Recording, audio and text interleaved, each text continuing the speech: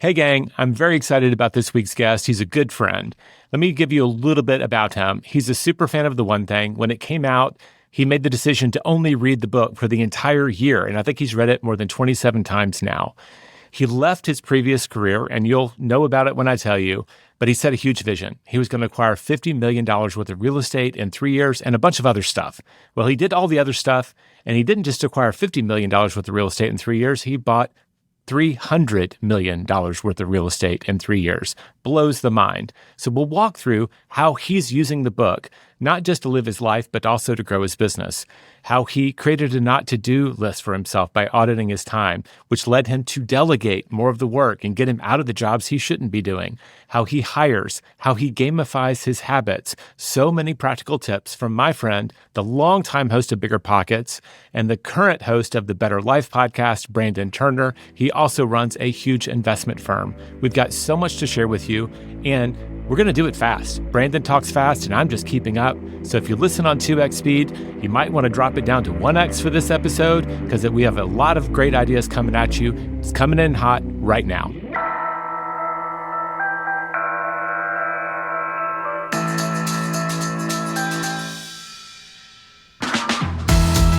I'm Jay Papasan, and this is The One Thing, your weekly guide to the simple steps that lead to extraordinary results. How many years since you've shaved your beard? Is that a real question? I love Why not? Let's start there. Let's go controversial. This is a big deal. I shaved it the first time I ever went to Maui. I was 23 when I went to Maui. I'll be 40 in a few months. So I was 23. And I wanted to do snorkeling, so I shaved it then. Okay. And it was the weirdest thing, and I have not gone back since. Wow. Yeah. So like Samson, like you've just got all your strength in the beard. Exactly. If I shave, it's like Samson in the Bible. If I shave it, my real estate portfolio falls apart. So like the longer it goes, the better my real estate does. So, and like, do you know how long it is? Is that something you track? I don't measure looks it. Like it's at least like 9 inches long now. I only measure it when I'm with another guy with a beard, and we have to like stand close to each other and see who's longer. Yeah, it's like a contest. Yeah, who's a bigger man? That's what there we go. Really goes like to. Full on hillbilly. Though. Exactly. Yeah. If not for Maui. Yeah. There we go. There's a thing though, like guys with beards, like you see each other and there's a recognition there. Game sees game. Exactly. Yeah. You ever seen that Family Guy episode where like they're in the elevator with the two bald guys? This is my favorite clip of all Family Guy. They're in an elevator together, and there's a bald guy, a normal guy with hair, and then another bald guy, and they're just sitting there, awkward music going, and then the guy with the hair leaves, and the one bald guy turns to the other and goes, "Oh, thank goodness he's finally gone." And he literally licks his head. It's so absurd. Like that's what bald guys do. Anyway, beard guys, we do the same thing, just like Avatar style. We touch beards. There we go. Gotcha. We're starting strong this podcast. I know. Just diving right in. So when I was on the Better Life podcast a while back and we were chatting, you shared something that I kind of blew my mind. That when The One Thing came out and you first started listening to it, you just kept listening to it again and again and again. It was the first book I'd ever read. I got to the last page because I started by reading the book, the physical book, read it on an airplane, got to page, whatever, 200, 300, whatever it is. And I started back over at page 1 and read the whole thing again. And then I did it again, I think maybe a few days later. And then I got the audiobook and I just listened over and over. And my theory was, and this is totally true, it changed my life. I said, just like The One Thing, what's the one thing you can do? I was like, this book is the one thing I can do. If I only master this book, no other book in the world, if I just could master this one right now, at this point in my life, it would change my life. And so I just listened to it. I don't know. It had to be at least 20 times that year. That's so crazy. Yeah, I'd go for a walk for like an hour every day and just listen to it. I get to the end, start over, and I lost a bunch of weight walking. And totally radically changed my life. In my experience, there are books that I've gone back and read again. Yeah. And I've gone to the same class sometimes again and again. And each time you show up, you're different. Yes. So it's like a different book. Yeah. Was that your experience, even though you were reading it back to back? Yeah, very much so. And a book hits you like it hits you when you need it. Like books appear to you, right? Like, they show up in your life when you need them. I'm a big believer in that. And so The One Thing showed up in my life when I needed it, but then individual sections of the book showed up when I needed it. And so yeah, for sure, every time through was like a different time through. And it's a little weird to think I read it that many times, but I knew that if I could just focus, like I am the least focused person I think I've ever met. Like I want to do everything all the time, and everything's a good idea, and I'm like, do it all. And you do it all big. Everything has to be done the best ever I can possibly do it. And so then that results in everything just not working very well.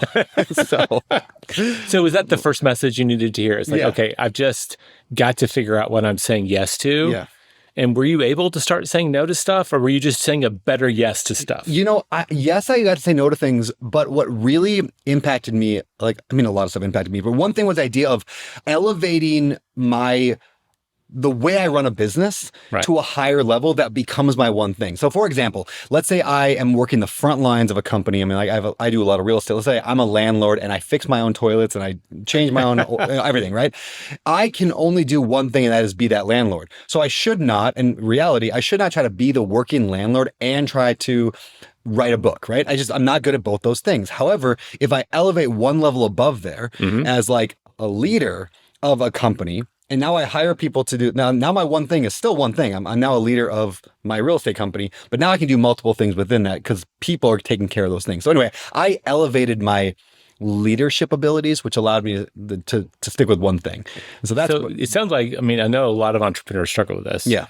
You gave yourself permission to start delegating somewhere. Yes. Yeah. Delegating. And it's like you delegate or you eliminate, right? Like one of the two is I needed to get out of doing everything. I remember around that time, I hired my mother-in-law just to answer phone calls because I had like 20 some rental units at the time. I was and I hated it. I absolutely hated answering the phone because I'm a nice guy. So the tenant would be like, hey. So it's not going to be a quick conversation. No, yeah, it's a long conversation. And like they would be like, hey, I know I haven't paid rent in 2 months, but I got this pit bull that we just rescued. Do you mind if I move him in? I'd be like, sure, why not have two? Like I'm just like I'm like so bad at telling people no. And like, so as soon as I hired my mother-in-law, and I elevated a little bit, all of a sudden she could tell them no, and I didn't even hear about it. And it cost me like a few $100 a month, transform my life because I elevated to a different level and I could focus on a new one thing. So I remember, I think you had me on the BiggerPockets podcast and we talked about this with Josh. Yeah. I think it might have been that long way ago. Back then. And one of the things you were trying to say no to is that you were doing a lot of your own repairs on these flips. Yeah. And that was just something you actually kind of enjoy. Like you still like to get out the power tools. Yeah. I had to sell my tools though. That's how I got out. I don't know if I ever told you that. I literally had a garage sale. I sold all of my tools because I could not trust myself not to go and do the work. So, because it's like, I'm not going to pay a plumber $200 to go change a toilet. I can do it in 30 minutes. Of course, it's never 30 minutes. It's 2 hours, 3 hours. And then I'm not doing the stuff that actually makes me more money. So I fought it for a long time and finally I just said, how do I ensure I never do the work again? And I sold 100% of my tools. So if I'm like, classic speaker thing, I'd be like, so what's the tool in your life you need to sell? How do you force yourself out of your old identity into a new one? I think is an important question. My coach in the one thing, he was working with someone and they were trying to choose between two businesses. And he has your instincts. Like he knows that if it's not happening fast enough, he's going to jump in and do it for people. If they need help, he's going to jump in. Like he has this problem of taking on jobs that he should be giving away. Yeah. And he was looking at a sandwich shop and he was looking at a hair salon. And this is how it shows up. It's like, if it was illegal for you to do it, how would you get it done?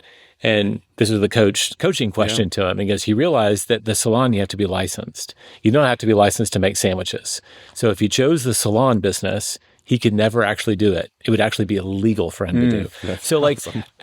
What tool do you need to sell? Yeah. How can you make it feel like or actually be illegal for you to do the thing? And sometimes it takes a pretty hard barrier to keep entrepreneurs from jumping ahead of themselves. Yeah. And I think a big way that I've done it over and over now is I just hire someone else and I tell them this is your job.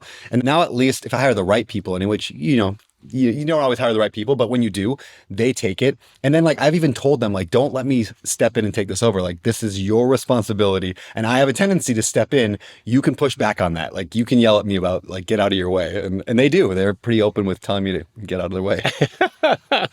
I love that. So what advice would you, someone's listening to this right now, they need to hear this. Yeah. How do you take the first step? I know that there's stuff every day that I'm doing that I'm not. What advice would you give them? Yeah, I'm a big fan of the idea of a time audit, right? I love time auditing. Here's what I spend my time doing. And so every, from this time, 15-minute blocks, maybe I'm doing here, I'm checking my email, I'm doing this. And then trying to categorize those. This is not a new thing. A lot of books talk about this, but just really categorize, what do I actually have to do that's vital for me? I mean, just that act, it's annoying to do it. Nobody does it. I'm going to tell people to do this and everyone's going to that's a good idea. And then no one's going to do it, even though it doesn't take that much time. But if you actually do that, you will just find thing after thing after thing that you should not be doing. And so then it's how can I get that done either, again, eliminate it or, delegate it. Try to find, maybe you can automate it, but, Well, you're going like for the awareness, like the awareness. Yeah, you got to be aware of it. Yeah. It's like, there's a great quote from, I think, Dan Sullivan, but also they talk about in AA. It's all progress begins by telling the truth. Yeah. And so if you're not honest with yourself and you haven't like really like got the self-awareness of what you're spending your time on, like how do you build upon that? If you think you're a great husband and you're actually a terrible husband because you're not telling yourself the truth, then you're not going to try to improve. So all progress begins by telling that truth. We call it the reality habit. Yeah. Right. Yeah. You've got to have the reality habit because if you're lying to yourself, you're lying to everybody else at the same time. That's so true. When my wife teaches this, she'll go out because we all suffer from this. I think if you've got a little bit of entrepreneur in you and you need to get up and go, your tendency to jump ahead of your people can be very high. But just like the time audit becomes a list of what's your not to-do list. And I heard that first from like Tim Ferriss. That's where I associate it, but I've heard it predates even him. But just write down, like, here's the stuff that I did today that I wish I never had to do again.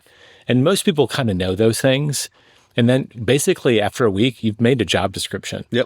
And that could be the first person you hire. Like there's someone that's going to love doing all that stuff that you're not supposed to be doing. Yeah. That's why I'm a big believer, a huge believer. Every entrepreneur should have a, executive assistant.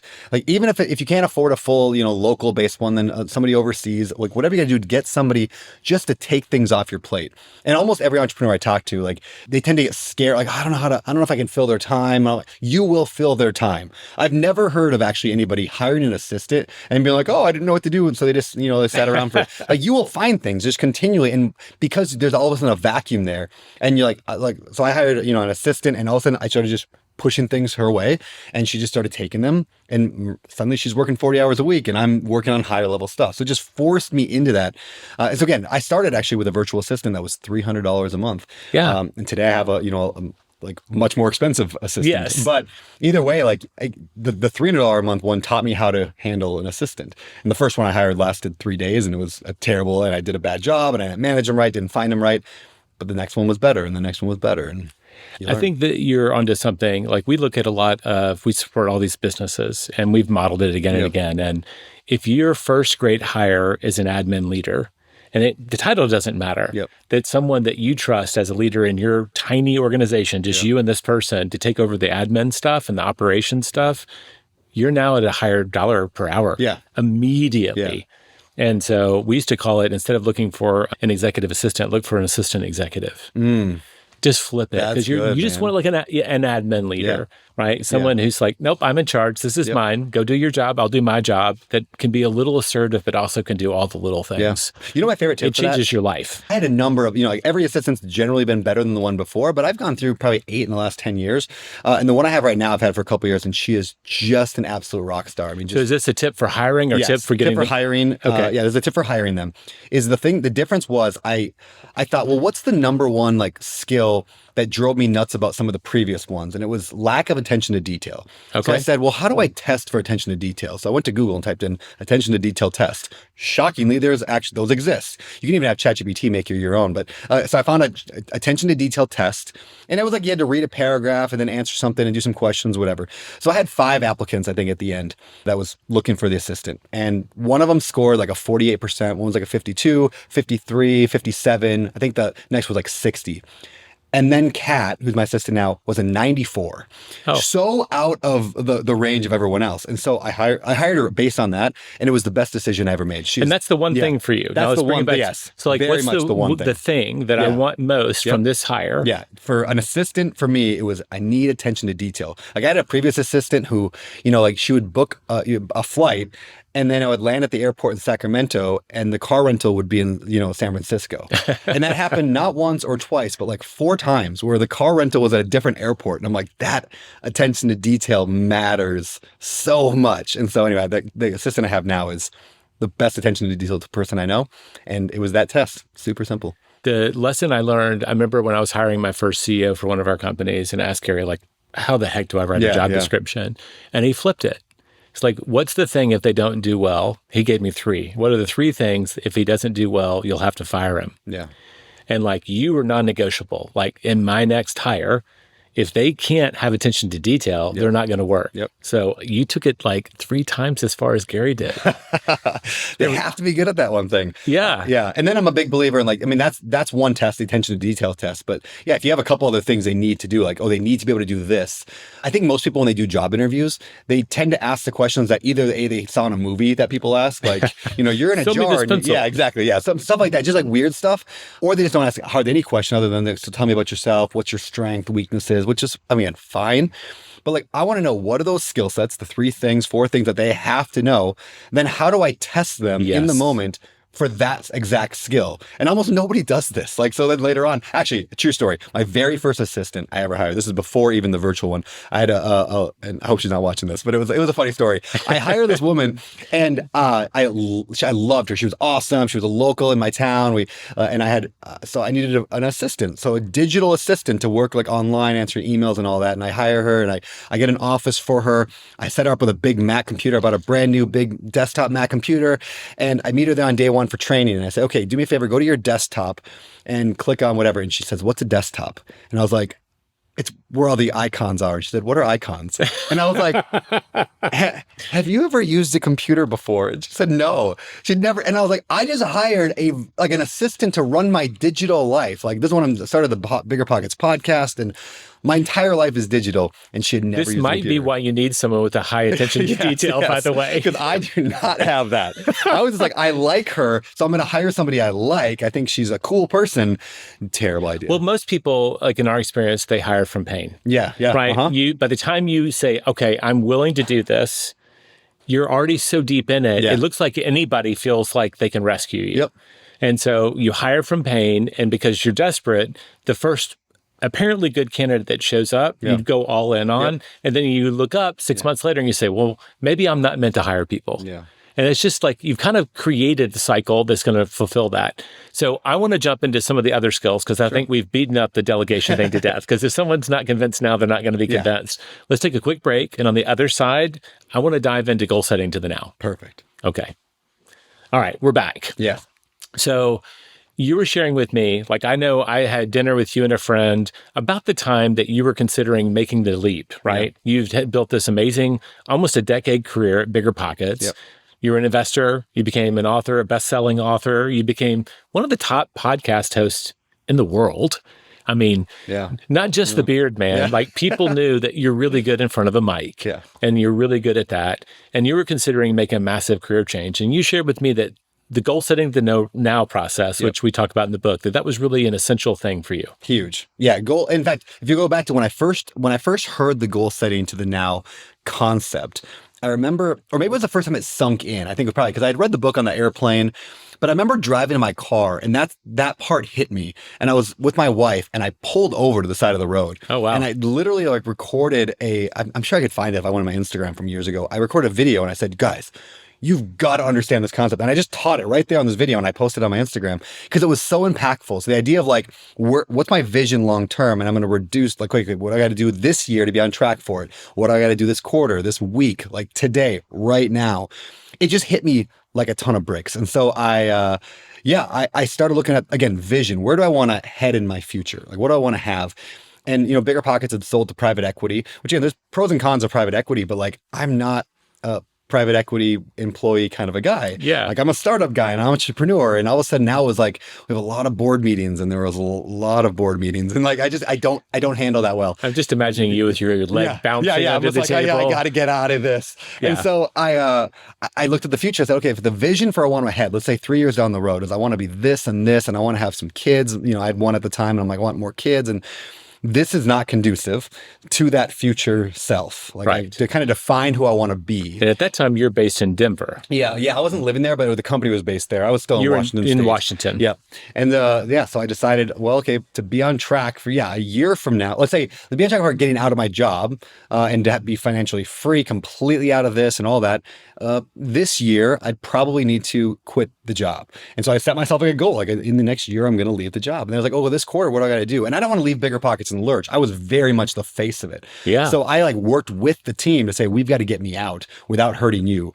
And so then this quarter, like we had plans for our quarterly goals. We had then weekly stuff that I did, and we had daily stuff that I did. So I very much use that and continue to use it today. I mean, I literally every single day I wake up and I have like a habit tracker and I write down my 3 goals that I'm working towards. All the habits, I have 12 habits I track. And then I have a thing, I literally call it the weekly one. Based on one thing. And the weekly one is simply, what's the one thing, like next to each goal. So I have my 3 goals.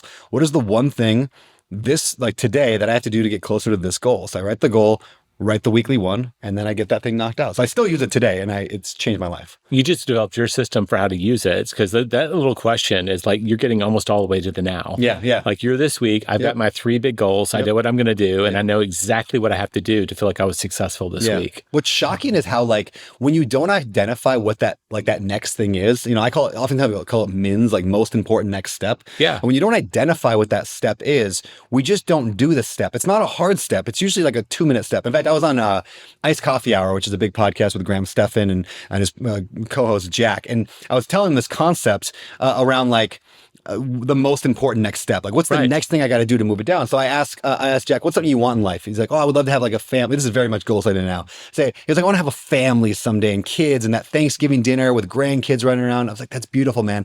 Well, what do you got to do, this year to be on track for that? He's like, well, I got to get a girlfriend. I'm like, okay, so what do you got to do to get a girlfriend? He's like, well, I gotta update my Tinder profile. And I'm like, okay, that's cool. What do you got to do? What do you got to do to update your Tinder profile? I got to get a haircut. What do you got to do to get a haircut?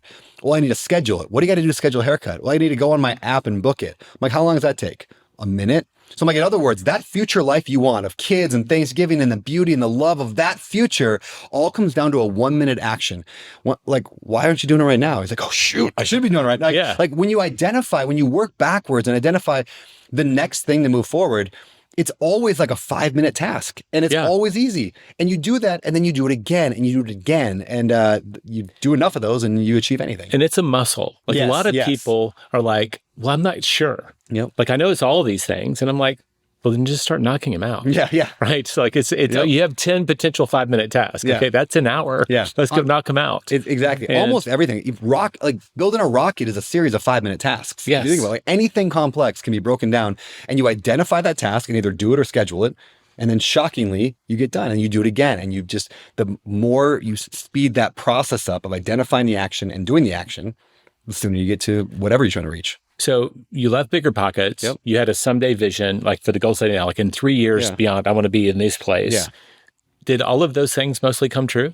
Because I look up and you're living in Hawaii. Yeah. You got a growing family. You've got 2 businesses that you're running. You got ODC and thousands of doors now. But I don't know how many was in the first 3 years. Yeah, not as. Oh, I had a goal when I left BiggerPockets, and around that time, there's a little bit like fuzziness because there was a year transition. But in there, I said I wanted within 3 years to have 1,000 units. So we literally reverse engineered that. Okay, I remember that goal. Yes, it was 1,000 units. I read that book, Vivid Vision from Cameron Herold. Okay, which I love that concept of creating a very creatively designed vision for your life in a certain 3 to 5 year time period. So I wrote a newspaper article from the future.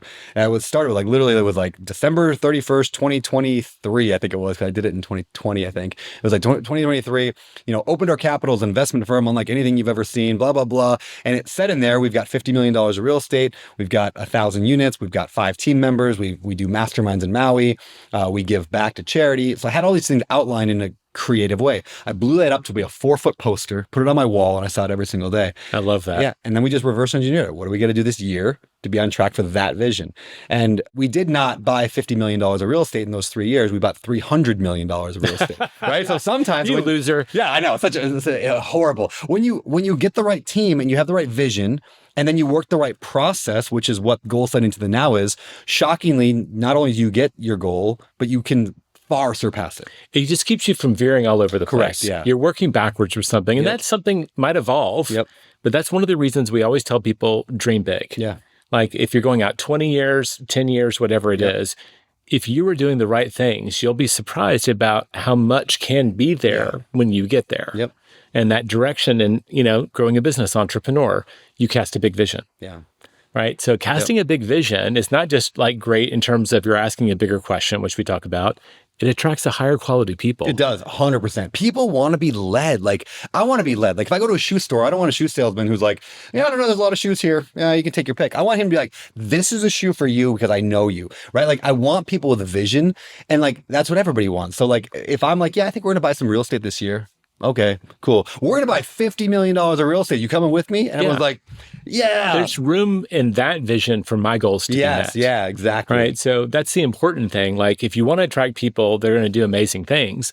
They've got to see that there's room in your vision for all of their dreams to come true. Yeah. And if you don't have a vision, then how do they know that their vision fits in it? They don't. Well, why are they working for you? Exactly. Yeah. Right. And it just doesn't work that way. So yeah, having that clear vision, one of the most important things I did, and then reverse engineering it all the way down to what are we doing today and now. I would not have bought 14,000 units without the one thing. Guaranteed. There's no chance I'd be anywhere close to where I'm at today. I'd probably have like 30. So wow. I appreciate you on that. You can just cut us in. Yeah. Oh, that was too much of a laugh. Anyway, no, I love that. And I love the vision. And I love the story. So you brought in your wife, and I know that you've just congratulations again on your third child. Thank you. A lot of entrepreneurs, we're just hitting a couple things, like the difficulty of that first critical hire, how to cast a big vision and actually hit it. And the other one is like, how do I stay, like, you're very committed to being a great husband and a great father. Trying. Like, how do I do those roles and also be doing this giant vision? Yeah. And so you've been very purposeful in how you pursue big goals in your personal life and in your professional life. And we talked about like the goal setting retreat. That was where I would start. But like, where would you go with that question? Because I know that you're trying your hardest to do those things. Yeah. And I think from the outside, you look pretty successful. I know everybody fights and all that. Yeah, everyone's got their things, you know, but like, a couple thoughts on that. I'll go 2 different places with it. First, the goal, my wife and I started setting goals back, honestly, probably around the time we read The One Thing, but we started setting goals. Every year we'd go to the ocean, we'd sit down and just, where do we want to be in the future? Right. And it was very loose. We didn't have a great framework around it, but it was just like, what do we want? And we started doing it together as a date. And it changed our life in that, like, we said things like, we want to live in Hawaii someday. And I think that was a 10-year goal we wrote down, and it was like a year later or two we moved there. Like, again, when you identify it, it's like, oh, maybe it's actually not a 10-year thing. Maybe I could do it sooner. So the goal setting stuff, we've gotten better every single year. Then I started teaching it. I brought my investors to an event. We did it with just my, investors in my company. That was great. And then I took a bunch of friends to Vegas. We did it one year. And then I built the whole, Better Life Tribe all around that concept of like, let's set goals like as a family or as a couple. And we started doing that pretty heavily. So anyway, goal setting with your spouse, super important. And one thing I always teach is, and I'm an entrepreneur. I'm a big thinker. I've got these big lofty goals, like even moving to Hawaii or whatever. So I'm sitting with my wife and I'm kind of coaching her through it because like I'm the goal guy. So I'm like, all right, so what do you want? What do you want this year? I'm going to try to lose 20 pounds and I'm going to, make an extra $1 million. And she's like, I want to drink more water. And I was like, no. Think bigger. You need to think bigger. What's a real goal? She's like, I just don't think I drink enough water. I want to. I was like, no, honey. I know how to do goals. Let me tell you how to do goals. And at the end of the day, she's like, I just want to drink more water. And what I finally realized is that my level of goal does not have to match with her level of goal. Like, it's not a competition. What matters to her is the water. And so I said, okay, now I started thinking, if that's her goal, that's what she cares about, how do I help her with that? So I buy her like a special water bottle that tracks her water stuff. And like that may be the best thing, like tangibly, I ever did for my marriage to fix it. Because I stopped trying to like fit her into my goals. And I just said, how can I support you in yours and not judge them? That was super big. The second thing that the 2 sides, there's a goal setting, super important. We talk about habit tracking. I mentioned that I track my habits. Can I pause there? Okay, Well, if habit tracking, I will take ownership in getting us back there because I want to get to your 12 habits. I'm like, I have my fingers crossed this whole time. But we see there's almost always in these couples that show up for our events too. There's one that's the committed goal setter.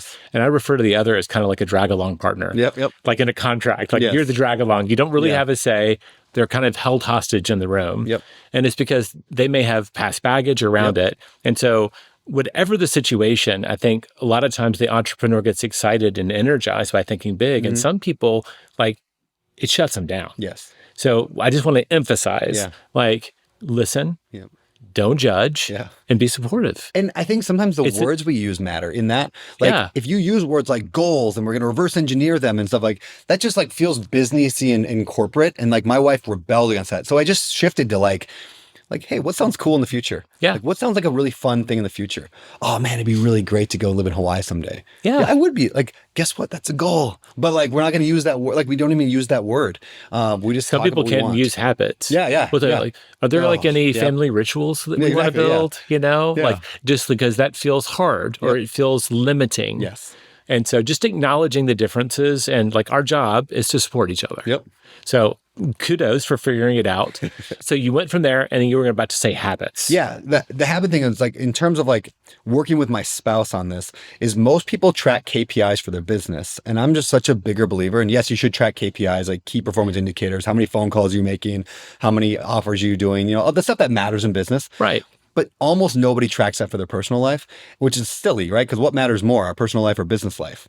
What's the foundation? Yeah. Our personal life is the foundation often of our Correct. business. Yeah. And if the personal life is a mess, your business is going to be a mess. So I track I have 12 habits that I track. I would say 10 of them are personal, like actions. A couple of them are like, you know, make an offer on a real estate deal, meet with my CEO. But it's like, did I date my wife 3 times this week? Like I have a You'll go on 3 dates a week? Well, I in this phase of our life with little kids, right? Like I define a date as we had at least, I think it's like 15 minutes, no kids, me and her connecting on something. It could be sitting on the back porch together. That's couple time. It's couple time, no kids involved. Like it has to be pure couple, intentional, no phones talking. So that could be a date. It could be, like sitting on my back lanai, which is like a porch, like and talking to her. It's shocking though, if I don't track it, how little we do it. Just the act of tracking something makes you more likely to do it. And then when I can see a pattern, like, oh, I can't, that's the 3rd week in a row that I haven't gone on 3 dates with my wife, like 3 15-minute blocks in an entire week, and I couldn't do it. And so I've got tracking my dates with my wife. I got like one-on-one time with my kids. People would say, because we do date nights too, you know this. Yep. It's like, does that take the romance out of it? Yeah, not at all. I think, you track it because it's important. Correct. Not because you want to take the romance out of it. Like those 15 minutes can still feel spontaneous, but you're going to note, done. Yep. That was great. I had real connection. Yeah, I don't like going to the gym. Like, I don't like, that's not like a, yay, I get to go to the gym today. I still go to the gym to check a box because it's on my habit tracker. I got to check the box. But guess what? Whether or not I'm doing it out of motivation or out of discipline or out of like a habit, I have to check a box. Either way, my muscles are getting bigger. So like, you still get the results, whether or not the reason you're doing it necessarily in the moment is there. Yeah. And so I still get a better relationship. You just got to do the work. You got to do the work. I would say this, you get the results of what you repeatedly do. Yes. I think there's an old quote that says like, you are what you repeatedly do. Yeah, and I kind of shifted that to you get the results of what you repeatedly do. Mm-hmm. You know, if you routinely go to the gym and eat a certain amount of calories, you will get the body that you deserve based on that. So defining those actions, what are the actions that I can do that would get me to that, like inevitably get me to a better marriage? I love that question. It's like, what would virtually guarantee it? So you can do this for any area of your life, your marriage, your health, your parenting, your business, like virtually guarantee it. And if you don't know the answer, find somebody who's got a 10 out of 10 marriage and go ask them, like, what are you doing? And they're gonna be like, oh yeah, I go on dates every week. Make sure we have no kid connection time every day. And we, go on vacation twice a year. Perfect. What would be one of the habits that you on the surface, you'd think that's not going to do a lot, but it's actually been really important? Like obviously the connection time. Is there anything else that jumps out? I mean, the habit, and I'm not naturally good at this, it's waking up early. It's like an anchor habit, you could call it, or like one habit to rule them all. If I wake up early, I then am more likely to read in the morning, which is one of my habits. I'm more likely to eat healthy that day. I'm more likely to have time to go with my wife. Sometimes we do our morning date in the morning. We just talk. I'm more likely to do everything. I'm more likely to go to bed at night, less likely to be on my phone. I mean, I'd say half my habits I'll hit naturally as long as I do that one habit of getting up early. Keystone habit. Keystone habit. That's the word. I was going through it. It's like, I know there's a word for this from the Power of Habit. Keystone habit. It unlocks. And like, I just want to point out, like, I think a lot of people, when they take on habits, they think, well, I've got to go to the gym 5 times a week, and it has to be hard. And it's when you experiment and you play around, like there are these little unlocks.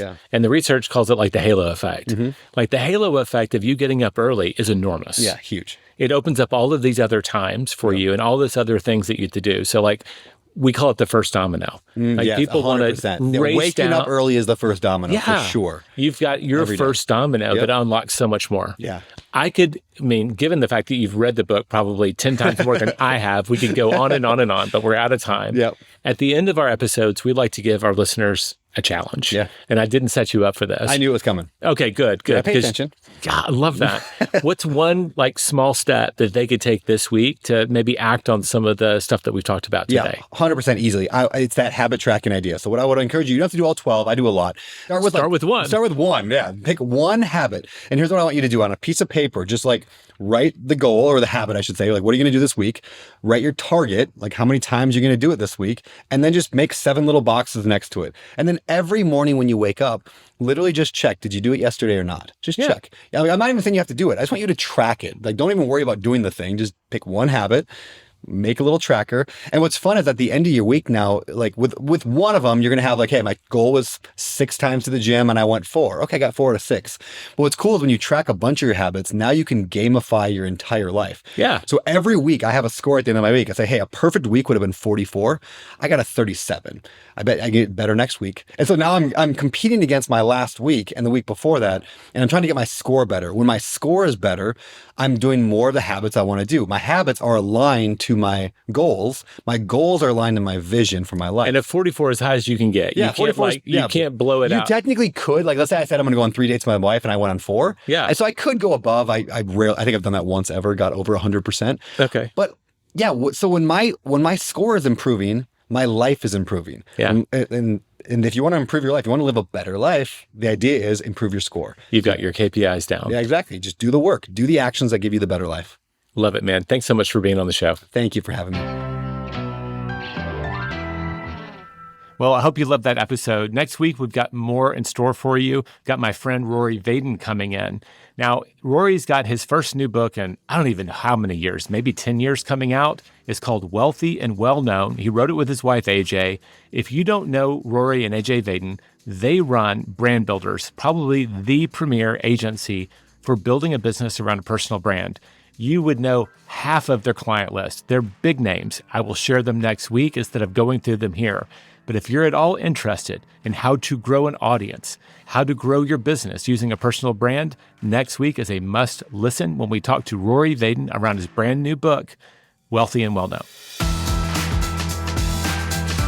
This podcast is for general informational purposes only. The views, thoughts, and opinions of the guest represent those of the guest and not Productive or Keller Williams Realty LLC and their affiliates, and should not be construed as financial, economic, legal, tax, or other advice. This podcast is provided without any warranty or guarantee of its accuracy, completeness, timeliness, or results from using the information.